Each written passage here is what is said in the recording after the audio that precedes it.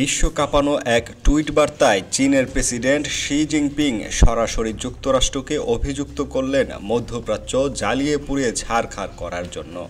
18 June এক্সে দেওয়া she এর বিস্ফোরক পোস্টে লেখা হয়, যুক্তরাষ্ট্রে মধ্যপ্রাচ্যের যুদ্ধ ও দমনপীড়নে $8 ট্রিলিয়ন খরচ করেছে। প্রাণ গেছে হাজার হাজার মার্কিন সেনার, আর বিপরীতে লাখো নিরীহ মানুষের রক্তে ভেসেছে মরুভূমি। এই অঞ্চলটিতে আমেরিকার প্রবেশই ছিল তাদের ইতিহাসের সবচেয়ে বড় ভুল সিদ্ধান্ত। এই মন্তব্য যেন বিশ্ব কূটনীতিতে নতুন আগুন ছড়ালো। চীন বলছে ট্রাম্প আগুনে ঘি ঢালছেন। শি এর এই বিস্ফোরক বার্তার আগে চীনের পররাষ্ট্র মন্ত্রণালয় কড়া ভাষায় নিন্দা করে জানায়, যুক্তরাষ্ট্র পরিস্থিতিকে শান্ত করার বদলে উস্কে দিচ্ছে।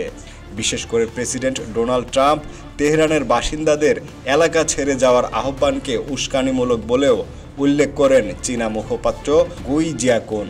তিনি বলেন, চাপ, হুমকি কিংবা আগুনে ঘি ঢেলে কখনোই স্থিতিশীলতা আনা যায় না, বরং এতে আরও বিস্ফোরণ ঘটবে।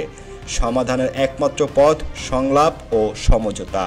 চীনা প্রেসিডেন্ট আরও জানান, ইসরায়েলের সামরিক অভিযানের কারণে মধ্যপ্রাচ্যে যুদ্ধাবস্থা প্রায় অনিবার্য হয়ে উঠেছে।